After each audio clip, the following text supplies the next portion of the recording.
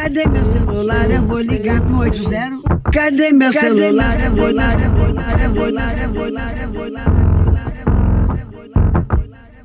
Ninféias apresenta Pílulas Feministas.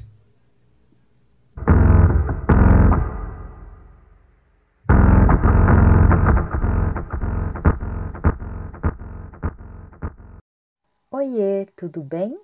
Eu sou a Renata Santana, artista, pesquisadora do Ninféias, mestranda em artes cênicas pelo PPGAC da UFOP, feminista, arte educadora do coletivo Marcas no Corpo e mãe de 2 crianças. O meu objetivo nesse podcast é compartilhar com vocês algumas das minhas reflexões sobre a maternidade, em especial sobre 2 momentos singulares para as pessoas com útero: a gestação e o parto. O processo de gestar e parir costuma ser uma transição na vida das pessoas que engravidam, e eu acho importante falar de como um momento tão especial é muitas vezes negligenciado em nossa sociedade. Então, vou pensar um pouco com você sobre a violência obstétrica. Quem são as pessoas mais atingidas pela negligência e omissão nos atendimentos e como a violência é uma realidade naturalizada na assistência à saúde da gestante. Ainda, vou pensar um pouquinho no processo de medicalização do parto, como ele contribui para os altos índices de violência e intervenções desnecessárias durante a gestação e o parto e nas situações de abortamento, que é um assunto espinhoso e, ao mesmo tempo, sempre urgente e necessário. Também quero falar rapidamente sobre o movimento obstétrico chamado Medicina Baseada em Evidências, ou popularmente conhecido como parto humanizado. Eu tenho algumas críticas com relação ao termo humanizado, mas esse é um assunto para outro podcast.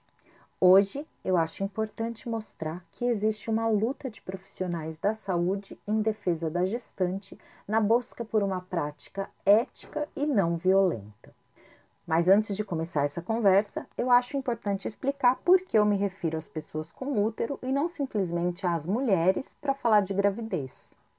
Os estudos sobre gênero têm ampliado cada vez mais o meu olhar sobre essa questão, e eu vejo que não adianta colocar as pessoas em caixinhas e definir quem elas são a partir de características hormonais e de seu genital de nascença. As possibilidades de identidade de gênero são tão diversas que não dá para dizer que somente mulher engravida. Pode ser como eu, uma mulher cis, ou uma pessoa não binária, um homem trans, seja a identidade de gênero que for. Se você está em idade reprodutiva, tem útero, ovário e trompa saudáveis, nada impede que você engravide. E estando grávida, você pode viver algumas das situações que eu vou trazer aqui. Então, nesse podcast, quando você me ouvir falar no feminino, como por exemplo, quando eu me referi à gestante, eu estou falando da pessoa que gesta, independente da sua identidade de gênero, beleza? Então fica ligada e vem comigo nesse papo. Abafaram nossa voz, mas se esqueceram de que não estamos sós. Abafaram nossa voz, mas se esqueceram de que não estamos sós. Essa vai pra todas as mulheres marianas, índias, brancas, negras, pardas, indianas.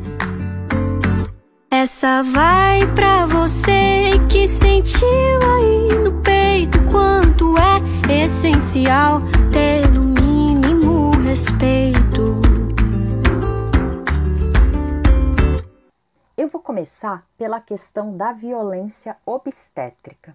Você sabe o que é isso?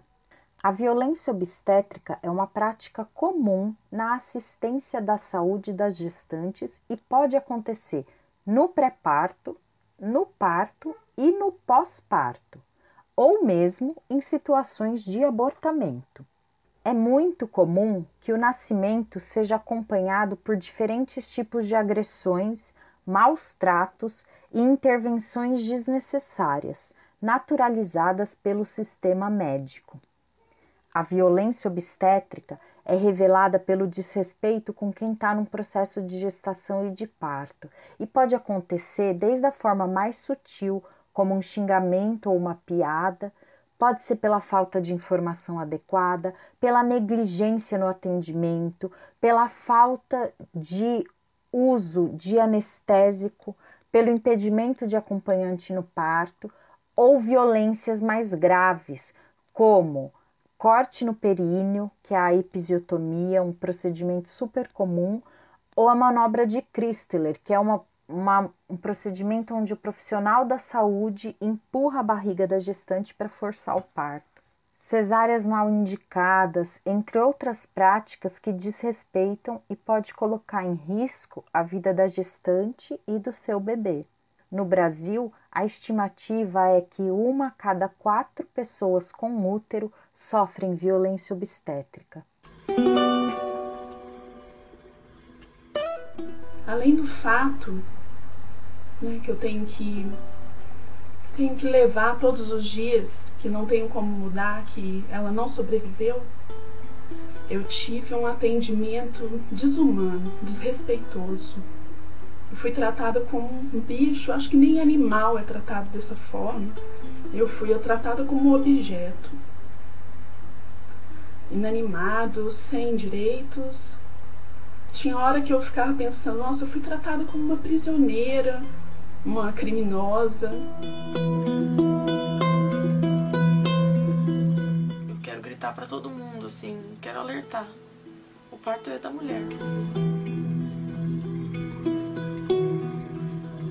Apesar de ser um número expressivo, as denúncias são subnotificadas. Segundo a Rede Feminista de Saúde, muitas pessoas têm dificuldade de denunciar, desconhecem os telefones ou não acreditam que alguma medida efetiva vai acontecer por parte das autoridades de saúde. Por isso, a luta da Rede Feminista de Saúde é garantir a ampla divulgação dos locais de denúncia, a transparência sobre a tramitação dos processos de violência obstétrica e das medidas adotadas a cada caso, na tentativa de assegurar a melhoria dos serviços nas maternidades em todo o país. Para denunciar casos de violência de gênero, inclusive violência obstétrica, ligue 180.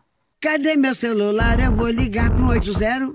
Com o avanço das tecnologias obstétricas e das maternidades, o parto se tornou um evento hospitalar. A partir da década de 80, a cesariana estava normalizada no país e se tornou um procedimento preferencial para os nascimentos, especialmente entre a classe média e urbana. A cesariana é um procedimento cirúrgico de extração do feto via abdômen. Apesar de hoje ser uma cirurgia relativamente segura, é de média complexidade e oferece mais riscos de complicações no pós-parto do que o nascimento via vaginal, sem considerar que, em muitos casos, o procedimento é agendado e pode resultar em prematuridade do bebê.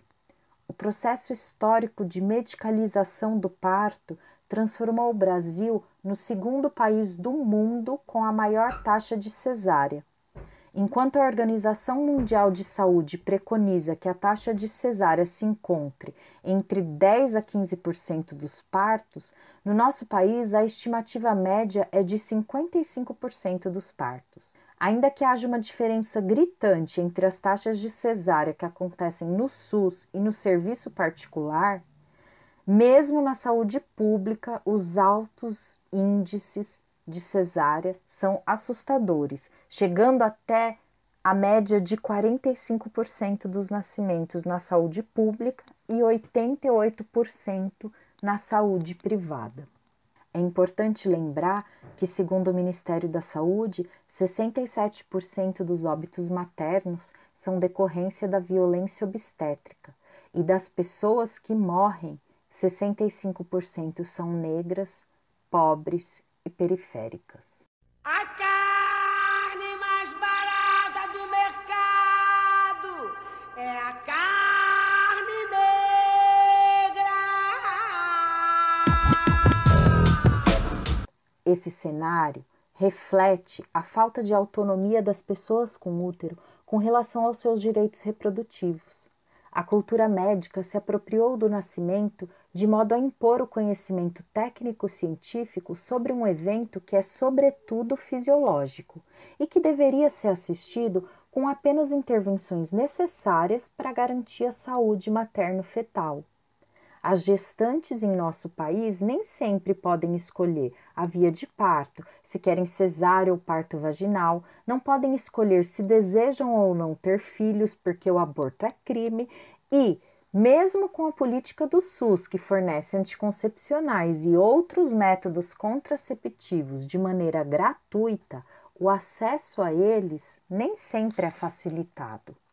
Procedimentos como a colocação de DIU ou a cirurgia de laqueadura muitas vezes não são realizados por excesso de burocracia ou por falta de acesso à informação. Muitas usuárias do serviço público nem sabem que têm direito de acessar esses procedimentos contraceptivos mais duradouros ou definitivos. Isso que eu estou só falando de contraceptivo.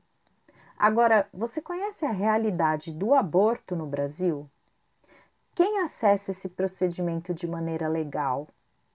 Quem realiza o aborto clandestino? Quem sofre sequelas ou morre ou é presa em decorrência de um procedimento mal sucedido?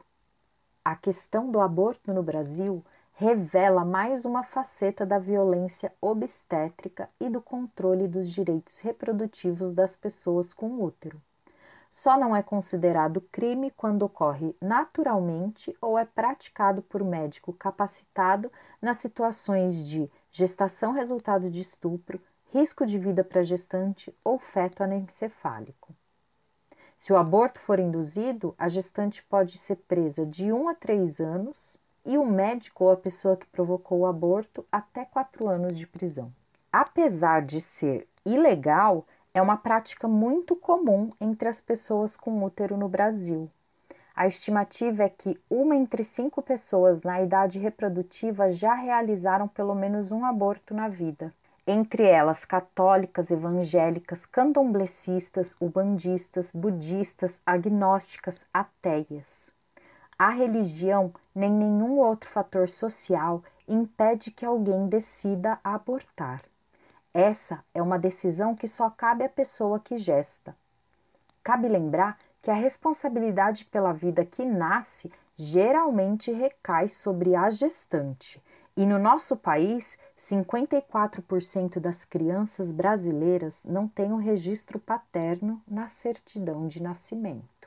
Induzir um aborto é uma decisão complexa que envolve muitos riscos, como a exposição a uma rede ilegal de clínicas ou de traficantes de drogas, a prisão, ficar sujeita a chantagens e extorsões, ao risco de ingerir uma substância falsificada, de ter intoxicação, de ter o útero perfurado ou ter uma infecção pelo uso de objetos introduzidos na vagina, além de um monte de outras situações que podem deixar sequelas graves ou mesmo causar a morte. A gestante em situação de abortamento também pode ser submetida à violência obstétrica quando precisa de hospitalização, inclusive nos casos de aborto espontâneo e aborto legal. De acordo com o Conselho Federal de Medicina, nenhum médico pode negar socorro nem quebrar o sigilo médico-paciente em caso de aborto induzido, muito menos acionar as autoridades policiais. Ele deve atender e amparar a gestante para que ela tenha minimizado o impacto do abortamento em sua saúde reprodutiva. Na prática, muitos profissionais da saúde contrariam o código de ética em nome da religião, constrangem, negligenciam, violentam ou negam atendimento à pessoa em situação de abortamento e, em alguns casos, denunciam a gestante para a polícia se suspeitam de indução. Vivemos numa sociedade hipócrita, na qual o aborto é criminalizado, mas continua sendo praticado em todas as camadas sociais. A diferença visível é que pessoas com úteros, negras, pobres, periféricas, são as que estão mais vulneráveis à mortalidade por abortamento clandestino. São elas que são expostas aos procedimentos mais inseguros e estão sujeitas ao maior risco de negligência médica, omissão de socorro e violência obstétrica. Mulheres brancas e privilegiadas, com maior poder aquisitivo, pagam por clínicas seguras, têm acesso aos medicamentos corretos e a maior acesso ao acompanhamento médico particular, com melhores chances de ser assistida em caso de complicação. No final das contas, é crime para quem? Históricamente, nuestro cuerpo, nuestra vida, le pertenecía al amo, a las iglesias, al Estado. Las mismas instituciones que hoy quieren tomar decisiones sobre mi cuerpo, sobre nuestros cuerpos. Históricamente, nos esclavizaron. Fuimos máquinas de producción. Nos obligaron a parir niñas y niños para la mano de obra y crear sus fortunas. Históricamente, experimentaron con nuestros cuerpos y nos sometieron a esterilizaciones masivas y a otras barbaridades. Ni entonces ni ahora. Mi cuerpo ha sido mío para decidir.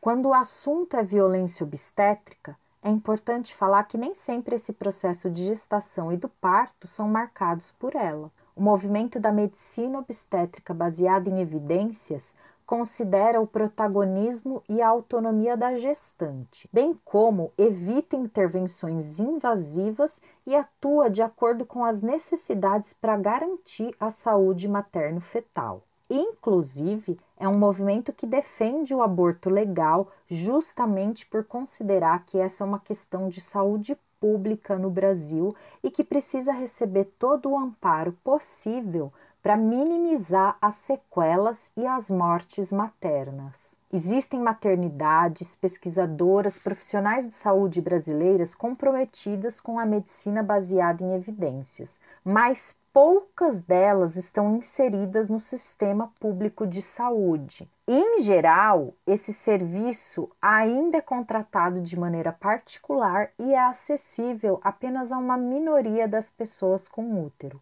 majoritariamente brancas e privilegiadas. Quando a assistência obstétrica é baseada em evidências, o risco de óbito materno-fetal diminui drasticamente. Diante desse cenário, eu reconheço que temos ainda uma longa trajetória para garantir o acesso universal aos nossos direitos reprodutivos e sexuais. A violência obstétrica é mais um retrato das profundas marcas do racismo e do machismo que se encontram naturalizados e encravados na nossa sociedade. Expõe aos maiores índices de violência obstétrica e de óbito materno as pessoas negras, indígenas, pobres e periféricas.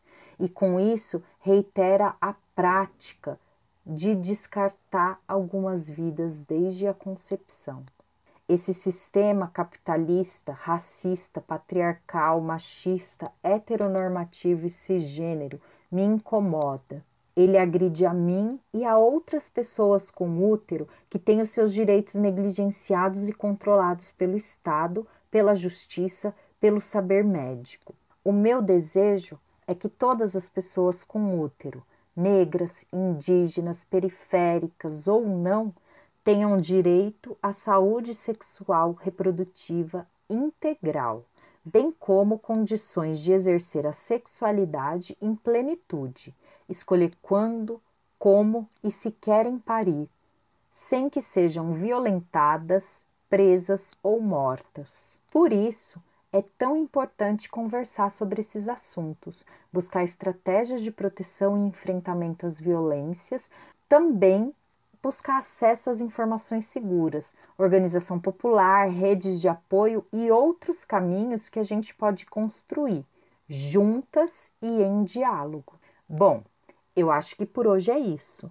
Eu espero que eu tenha contribuído para você pensar um pouco mais sobre esses assuntos e eu te convido a escutar os outros podcasts que estão disponíveis aqui na plataforma. Uma beija roxa feminista para você e até a próxima!